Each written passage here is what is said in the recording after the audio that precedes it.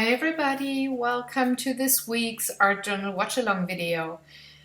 I'm back from my short vacation and well, I was very much inspired by all autumny nature things. So today I will put my love for nature, especially in autumn, I will put that onto my art journal page. So I had quite a lot of trouble deciding which media I wanted to use because I have quite a lot of different media at my house and I love to work with pretty much all of them. So I thought in my crazy little head, well, why not put all of them onto one page? So the first thing I do here is marking the squares for the different media that I want to put into those rectangles. And you saw there I had that watercolor paper. Damn, I can't talk right now. I'm using this paper to determine the width of those rectangles. And one of them will be filled with that watercolor paper. So I'm just using it as kind of like a stencil or a guideline on how wide I want those 8 rectangles to be.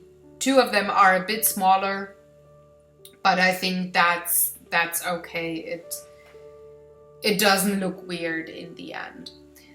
So the first thing I'm going to do is going for the medium, the gel medium, to put down onto the page to have enough time to let it dry. I will use a blow dryer later, but I think that this 20 minutes or whatever time I needed for my watercolor painting, that this helped along letting the different media, the gel medium and the structure medium, dry a bit already. So with my palette knife, I'm just putting down that medium, that gel medium, I should say, onto one of the squares, and I will also use it at a second square. This is the only medium I pretty much, well, you use more than once in this particular piece. I'm trying to stay within the borders of that rectangle, but if I go over the lines, I'm not making a fuss, but well, just accept it.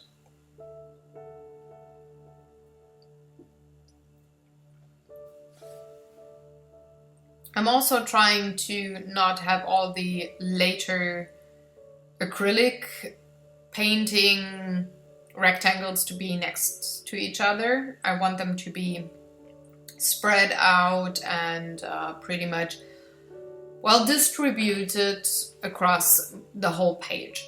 So after those 2, I'm just counting there which medium I want to use in which rectangles and how many I could cover up with the structure gel that I'm going to use in a second here.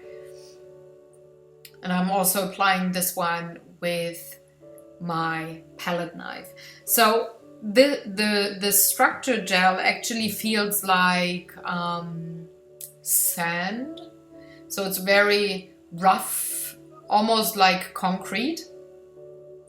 And it also dries in a way that is everything but not smooth. And I actually like it a lot for, well, putting some interest on the page, giving it a different feel when you go over it with your fingertips. Suddenly you go from this very smooth surface to this very rough one. I like that a lot, and it really helps a lot with building structure or patterns or whatever when you apply it on maybe canvases or wood or other bigger surfaces. So I just did put that down, and now I'm going to let it dry for a longer time. As I said before, I will use the help of my blow dryer later, but for now I just leave it at room temperature. So the next step I did was going for the watercolor painting, because that takes a while to dry as well, and it is a separate piece of paper too. So first thing, I'm watering down the watercolor paper that I have there, and this paper sheet that I do have in use at this particular page is from a pad, so that is the size that it came with, and it's actually perfect for greeting cards or for smaller photo frames if you want to put a painting in there. I really, really like it. So I decided to put the book away to prevent any watercolor getting onto my page where it should not go. So I'm just putting that away, and then I'm going on with painting my watercolor painting. All of the rectangles that I just drew at the book will have one autumny colored leaf in it. So I'm amazed by nature's ability to make lovely colors on trees. I really, really like that. And I want to focus on that with my love of nature and of autumn at this particular page. So I went for different kinds of reds and oranges put together with a couple of greens and browns to create different autumny scenes there, only focusing on tree leaves. So with this watercolor painting, I just put down some colors there for the background and make them kind of blend. I did not really work on any blending stuff. I didn't make an effort, but that's the lovely thing about watercolor paper. When you water it down before you put any color on it, it blends on its own. So you don't have to worry. It naturally seeks the moisture, the color does. So you will have very interesting patterns in the end. That might even surprise you. So now that I have everything dried up in the background, I'm going for the actual leaf here, and I'm starting with a mixture of sap green, lemon yellow, and cadmium orange. And the first layer is not really opaque, but that's totally fine. I don't care that you see the background through this last layer of color, because it actually helps along the autumny color changing theme of the page, so I don't mind. There is no particular way that leaves change their color, and I can incorporate the background into the leaf itself. I'm going for kind of like a chestnut or conker leaf, which is a larger leaf. It has 5 fingers, if I'm not mistaken. And it's very pretty, I think. It's one of my favorite trees when it comes to autumn leaves, so I really like that. I'm moving on to cadmium red as well, and adding that to the painting, as well as light ochre. And I'm again just letting the different colors bleed into each other on purpose, because again, that helps the look along that you get like maybe 50% into autumn time, when there's still so many colors on the leaves before they fall down onto the ground. With my palette knife, I'm scraping in the veins of the leaf. You will see those veins later on, although those rather bright lines will fill up with paint in the end. With Van Dyke brown. Oh no, that's actually sepia, I'm sorry. With sepia brown, I'm just going over the veins of the leaf again, just adding more color, adding more layers, giving it more of a realistic look and not as pale faded as one or two layers of watercolor would be. For the highlights, I chose the same lemon yellow and sap green, but by going over the painting and over the same spots actually more and more and more, the color is more saturated in the end, which helps along that lovely autumny look when the sun hits those leaves like in the right angle. I don't know if you know what I mean, but I guess you do. There's just this typical way that tree leaves look in autumn when the autumn afternoon sun hits the leaves in the right angles. It's quite orangey, it's a quite warm look of those leaves, and it makes the yellowish and reddish colors shine so much that the green pretty much goes into the background and is more like, like a background, like a hum. So it's not the color that catches your eye first, that's more the reds and the oranges and the yellows. So while the watercolor painting is drying, I just take it for reference for the background, because on the upper parts I will pretty much continue the color scheme of the painting that I did with the watercolors.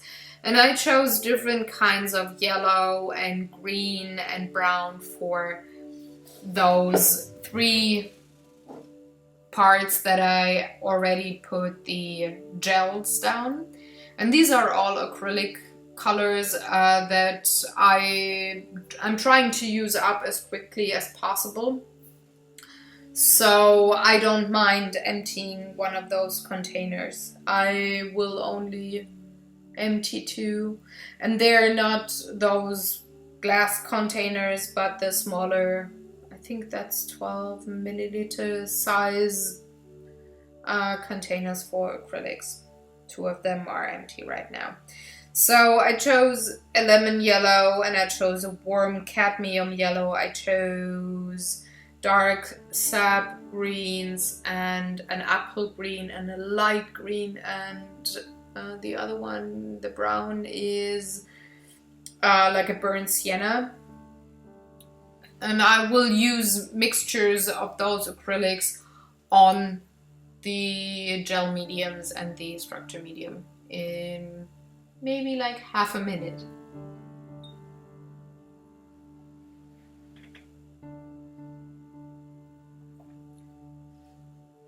Again, I'm putting down that watercolor painting to determine the yellow tone that I want to have on the upper part, and I'm just mixing those two yellow acrylic colors as I feel like. I don't have a particular plan, I just have like an inspiration and a gut feeling that I go by. And again, I'm just coloring the whole rectangle in yellow while I try to give it a warmer yellow tone but not have it too orangey or too dark. That's why on the first layer I put down quite a bit of lemon yellow, and only then I go over the painting with cadmium yellow. For the second rectangle, I just keep on painting in the same style. You can see the grid of the background through, but once I have the leaf down for that rectangle, and once everything is dry, it's actually opaque. So for the left hand rectangle, I mixed in quite a bit of burnt sienna to give it a way darker look. It's still kind of yellowish, but the yellow is not as prominent as with the right hand side rectangle. It's way more subtle. So for the lower part, I'm going with apple green and brown to go for the leaf first before I decide which background color I'm going to choose. And I'm putting in very light green, almost like a lime green, for the highlights. Also, the light green color that I'm dabbing on right now is quite chunky, but I don't mind since it adds structure to or dimension to the leaf, so that's totally fine by me not to have the smoothest color there. For the background on the left hand side, I'm adding some very dark green. It's kind of a phthalo green, so quite bluish, but it's it also has, well, it's actually 50-50 mixture between phthalo green and sap green. It's not as blue, but it has quite a lot of blue pigment in it. With lemon yellow, I add some tiny highlights or outlines here and there, mixing it in and blending it with the apple green and the light, I'd say, lime green color that I used on the leaf. And I'm just very roughly outlining a tree leaf here. I think it could be, what kind of a leaf could it be? Let me think. Oh, I wish I would knew the English the English name of that tree. Damn. Well, let's say it's a tree. So I'm letting that dry with my blow dryer and adding the brown layer to the right hand side. I'm checking on the internet what that tree is actually called. I'm dabbing away a bit of the brown. It was like a bit too much for my taste, and I scrapped off quite a bit of the gel medium there, but I don't mind. I can cover that up with the brown acrylics there. It looks quite blobby, like it's almost too much, but I guess it's okay. So with the one that I'm going for now, it could be a hollyberry leaf, or maybe one of those, well, not an oak, but let me go for the first leaf first. So the lower right one is something like a beech tree, and the one on the yellow background, it's kind of like an oak leaf, but with more pointy ends. The one that I'm going for now with straight lemon yellow onto the brown background, that will be, what's it called in English? It is called linden tree. Oh, that's pretty much, it almost sounds like a German word. Well, the trees are, the name is quite similar. It also says American basswood, so if you're more familiar with that name of a tree, I guess that leaf pretty much reminds me of that. It's a bit more pointy than the European basswood, but I guess that's fine. In Fantasyland, while painting, you could always have any kind of a tree. I did not clean out my brush in between those different steps for every rectangle, and I don't mind, because again, it adds a certain depth and layer to the painting, which helps along the autumn look. I dry off the leaves again, and it takes quite a bit of time there, so I just cut that part of the video. It's not very interesting. But we now go on with the next rectangle, and for this one I'm using chalkboard ink. Damn, one day I can pronounce it and not be hung up on some point. So I'm using more of an orangey brown and another tone that looks pretty much like terracotta for the background, and for the leaf itself I'm using olive green to put down the shape of the leaf, and this one would be something like, what's it called?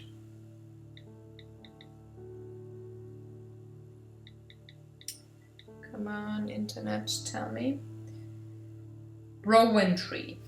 So that's what this leaf would be of, and I went in with the sap green ink to go for the shadow parts of the leaf.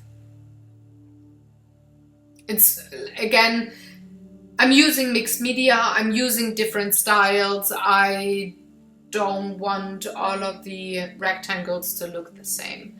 With the very dark, I'd say it's Van Dyke brown, it could also be sepia brown. I'm going in for the veins of the leaves, and then again I'm helping the background be a bit more prominent with the terracotta color.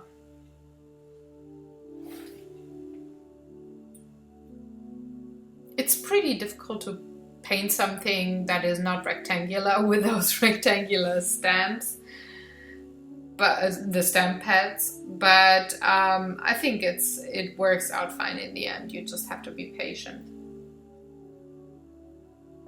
I'm adding a bit more of a lighter green for the highlights, and a bit more of the brown for the shadowy part of the leaf. And all the rest, all the details will be done way later with permanent markers and stuff. So for the next rectangle, I'm using wax crayons. Those were actually from school back when I was in 4th grade. So 23 years ago that I used those crayons, and I still like them for certain things in artwork, but I use them not that often.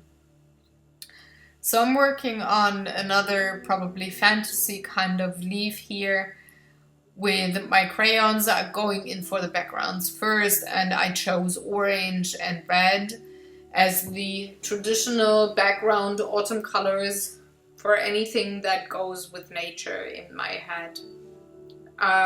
Orange being my favorite color.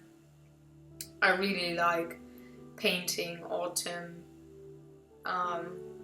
pictures. So I think with the brown swirls that I just painted or drew, better said, to give the leaf that will be in the foreground a shape, I think this could be an oak leaf again. And with yellow and green, I'm just going on coloring in the background a bit more, mixing the colors as well as I can with wax crayons. That's pretty much impossible if you don't use any medium to help along. But I think it's okay enough, and again, with the mixed media and the mixed styles, I don't care, or I don't mind having the not perfect 3D perfectly shaded leaf there. With the brown wax crayon, I colored in the leaf, helping it along a tiny bit with the orange, just giving that leaf a bit of a body, so to say. Again, the details will be added way later with permanent markers and ink and all that stuff. And at this stage, I don't even care about that because I'm so used to adding details with markers at the end of so many things, so I don't think about details yet. With my black crayon, I just help along the outlines of the leaf a bit more, just making them more visible, because otherwise it could be just a blob of different colors on that rectangle. So now that only 3 empty rectangles are left, and one of them is already occupied by the watercolor painting that I did earlier, I'm going on for the final 2.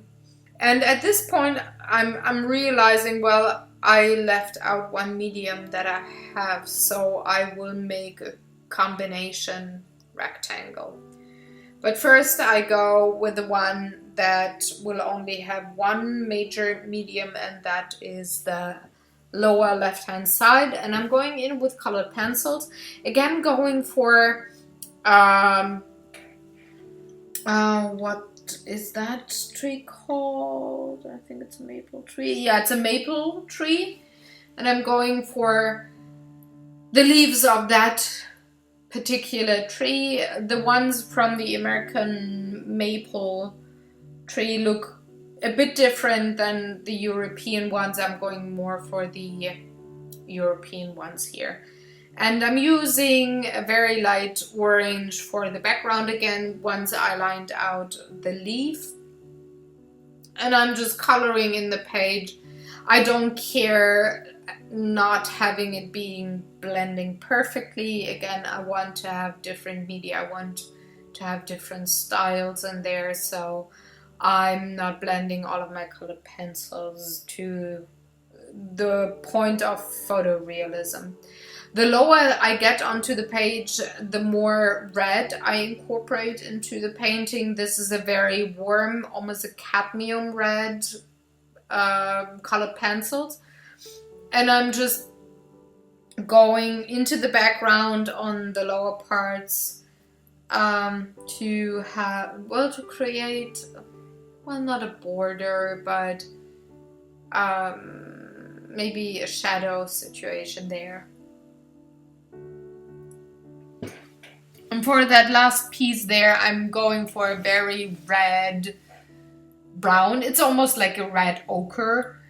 So it fits in nicely with the other red colors in the lower part of the background, but it still is another color than those other lower parts. For the leaf itself, I'm starting off with a lime green, which I think works perfectly with the red and orange colors. It's a nice combination. Orange and green usually works together very well, and that lime green actually has a very high yellow pigmentation part in comparison to other greens that are existing. So you have a lot of yellow pigment in that whole rectangle. There's a lot of yellow in the orange. There's quite a bit in the reddish parts. And in the leaf, in the light green part, there's a lot of yellow pigment, which makes it smoother to the eye, I would say.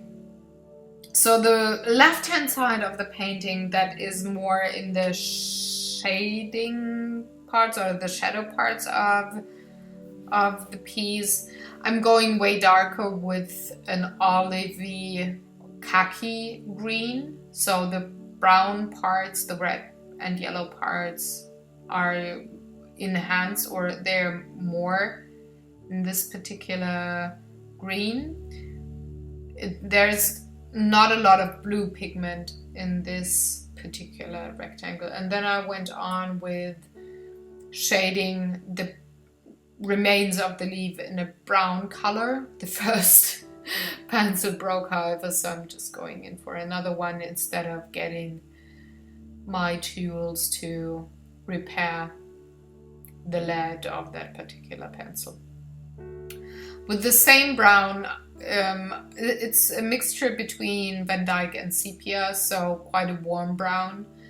I'm also drawing in a couple of veins of the leaf, and I'm going to shade the left-hand side of the leaf a bit more.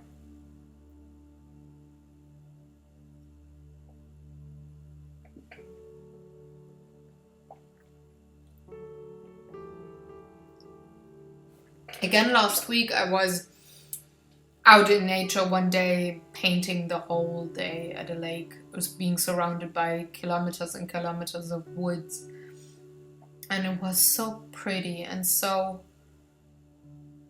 gorgeous to be out in nature on a sunny, nice day and seeing all the colors that nature could produce in any kind of bush or tree or whatever. It was really amazing to study all of the different shades of colors that could happen in autumn when you are dealing with trees and bushes. So for the second to last rectangle, I'm going in with Copic markers and Indian ink markers, starting with yellow and then blending in a bit of orange. And I think this particular leaf could be something of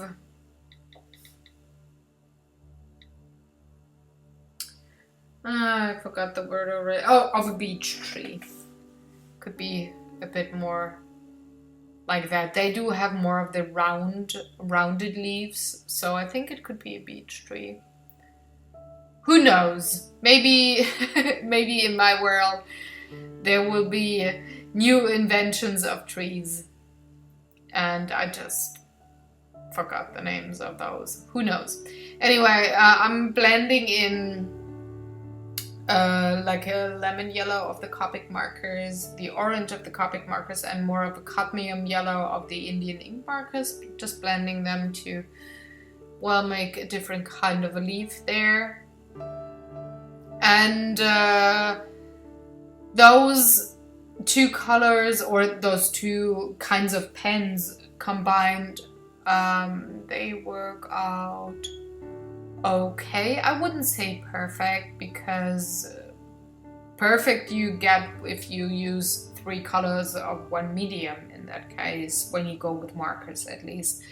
But I think it's okay. I'm using quite of an it's a cadmium yellow, or it's almost like a light orange that I use to blend the Copic orange with the Indian ink yellow.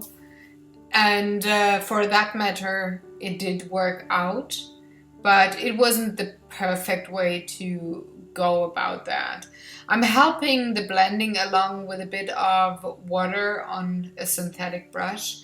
It only helps so much, but in the end it makes the colors bleed even more into each other, which I think helped the leaf or the autumn theme of the leaf come along. For the background, I'm using a light greenish gray for the upper part, and more of a darker sand color for the lower part. It has more of a true grayish, it's like, yeah, it's a warm gray, I'd say.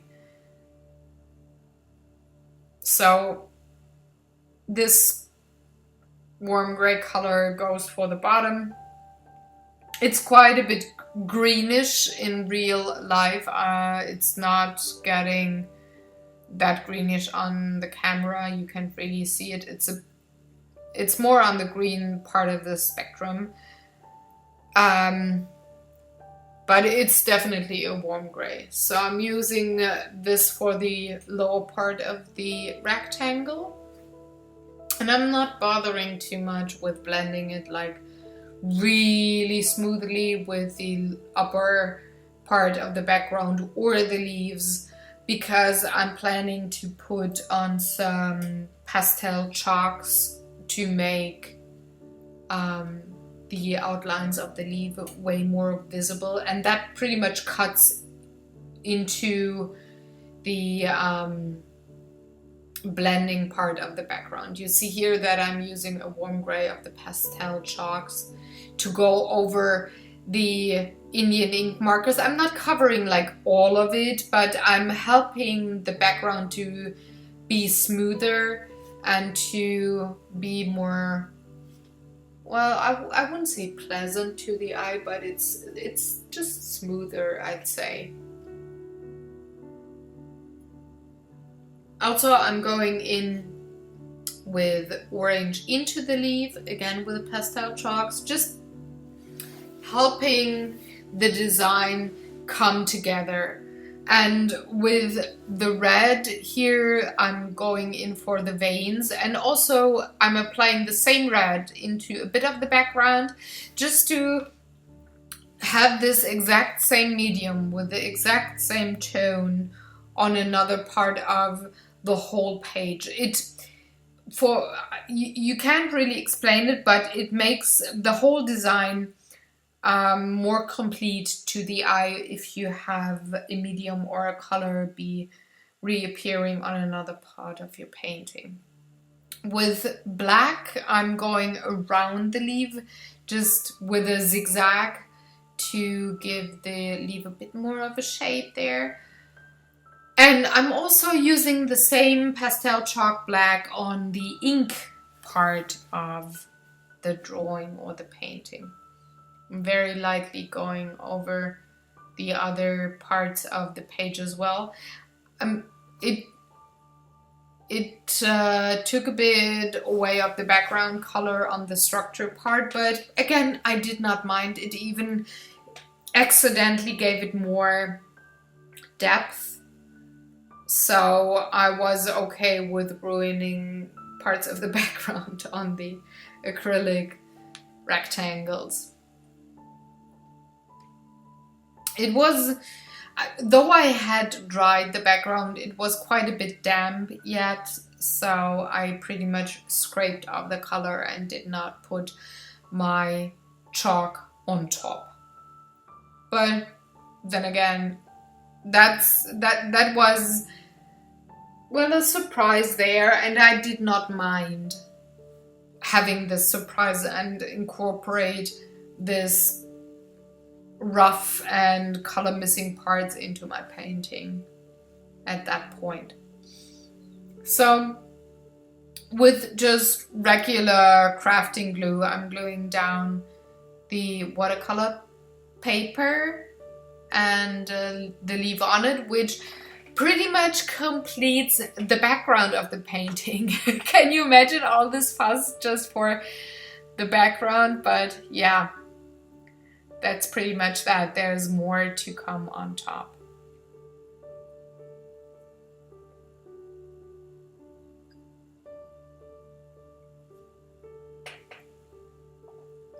So now that I have all of my rectangles filled with different leaves, it looks super wild,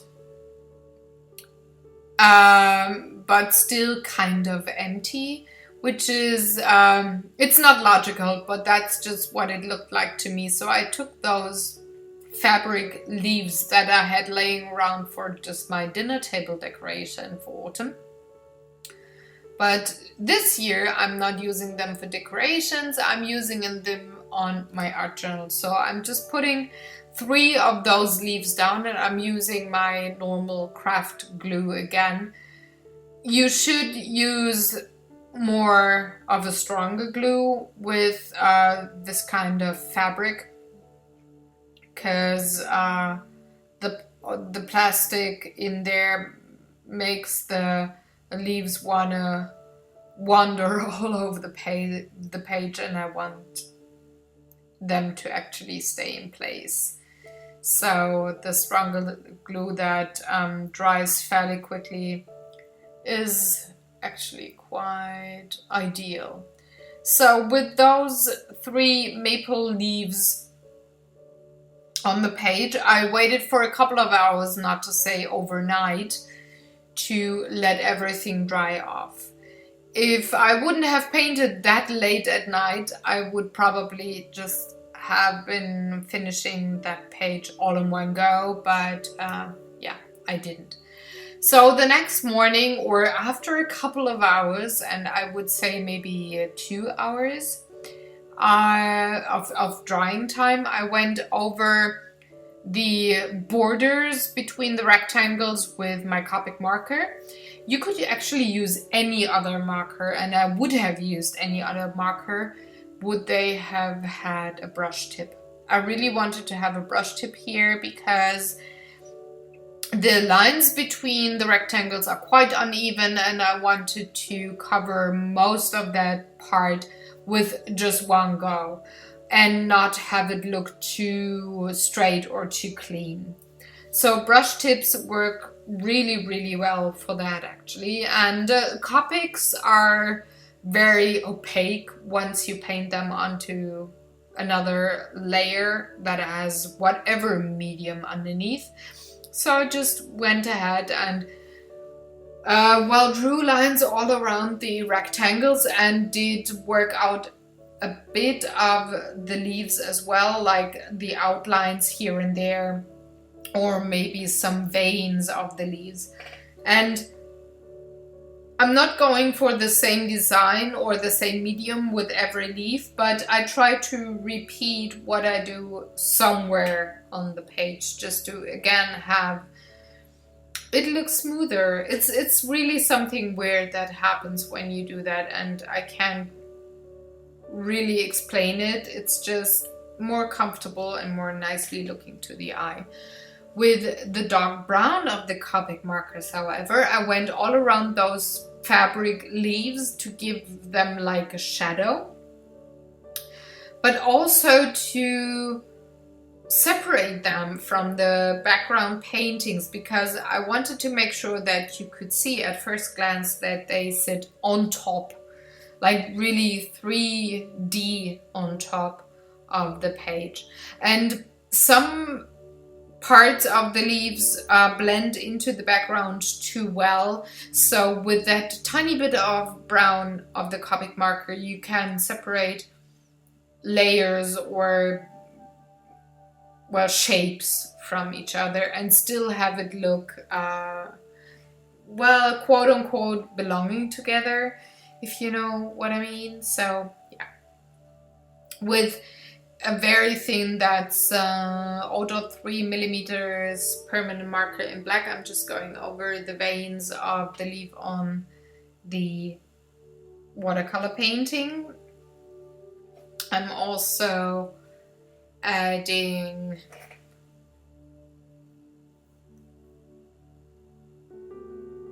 white permanent marker to the fabric leaves, just as a highlight or to point out the veins in the leaves there.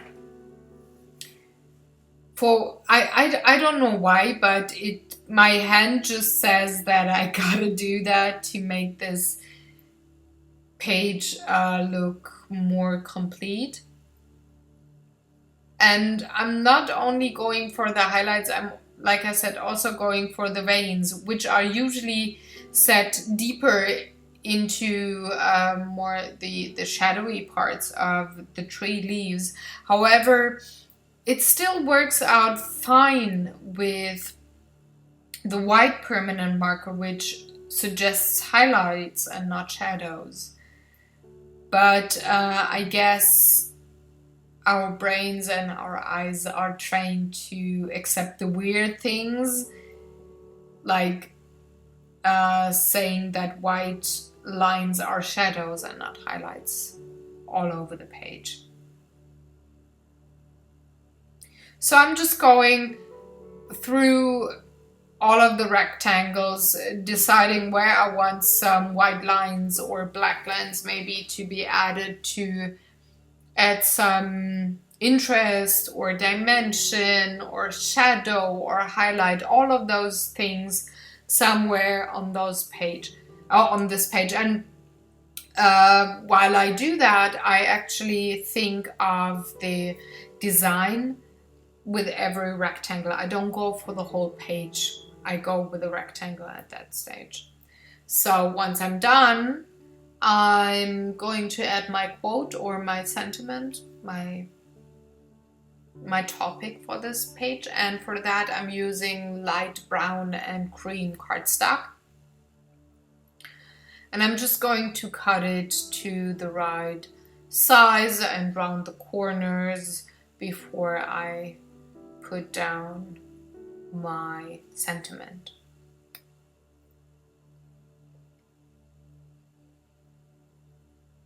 That corner rounder, by the way, is a treasure. It really helps making banners for sentiments or other stuff like greeting cards or whatever you want to use it for so much easier. So this is one of the tools that I'm so thankful for the industry could provide me with, and it makes things so much easier. I don't want to have a puncher for every design, but this particular one you can reuse on so many things, and it's very, very helpful. It just makes the page in the end look way more sophisticated and put together and more complete just by rounding those corners. It's it's really amazing what this does to the design of your page. I'm not using that every time, I have to say, but especially when you put banners with sentiments on top, that almost €8 that it cost me was definitely worth it. So I just cut both of those cardstock pieces to the size that I wanted, and I rounded the corners, and you could say like 1/2 centimeter is a border around the cream cardstock. So I'm putting down the green cardstock onto the brown cardstock using double-faced tape here, because that tape is quite strong, and with normal glue that might not have kept all of the parts together for more than 2 hours. So I went with quite a strong adhesive here, I have to say.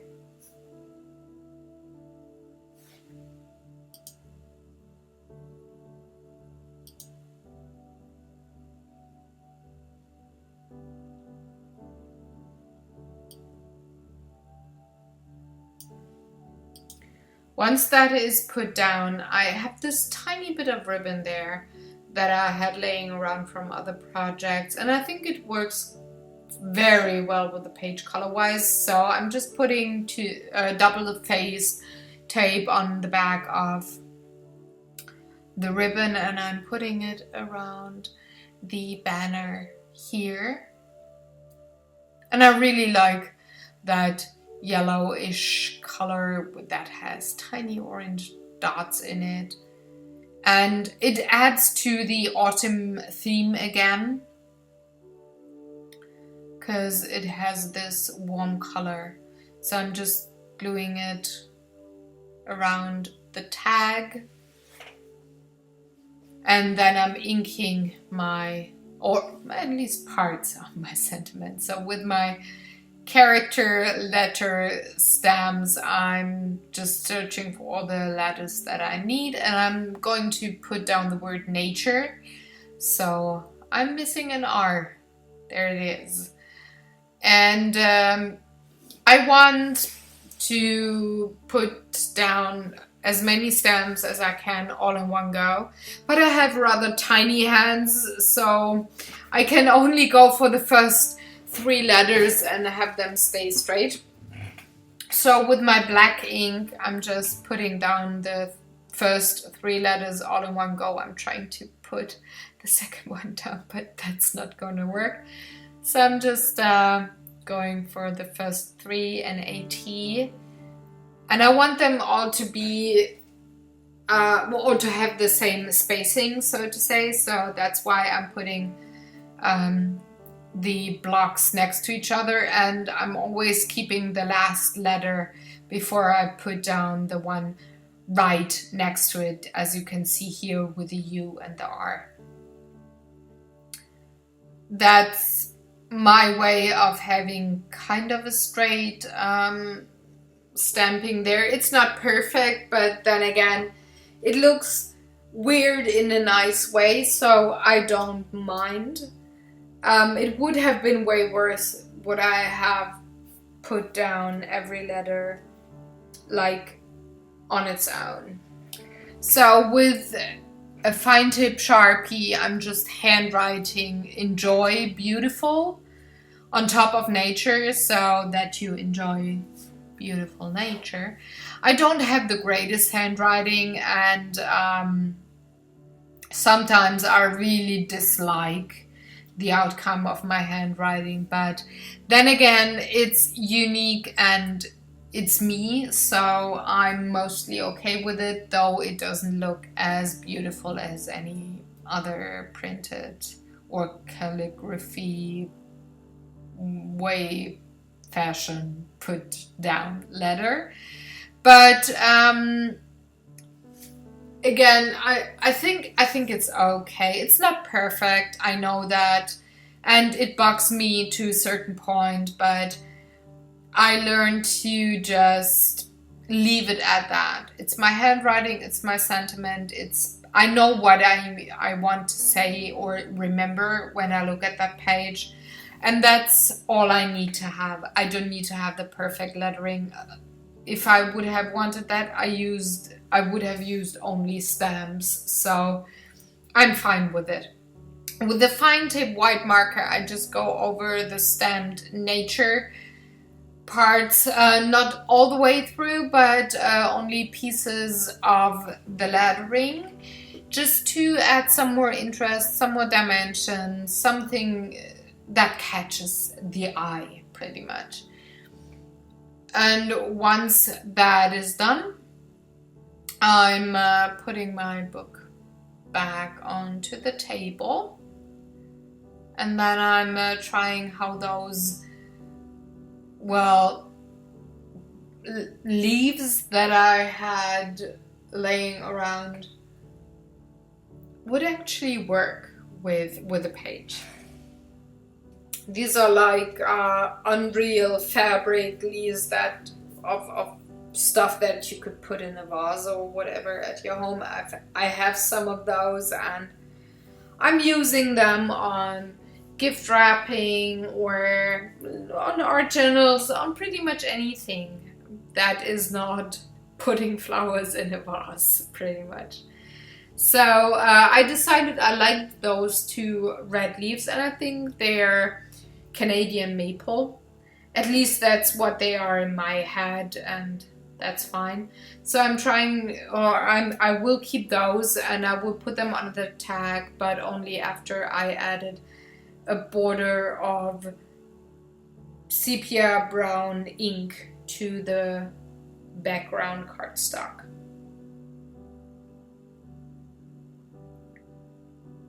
Just to give it more of a wild nature look again. So the final steps are coming in, and I'm putting my book back on the table. So unable to speak today.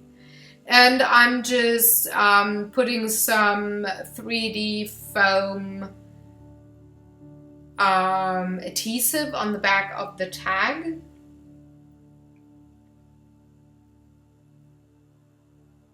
And of course I'm cutting all of it out of frame. Why would I not?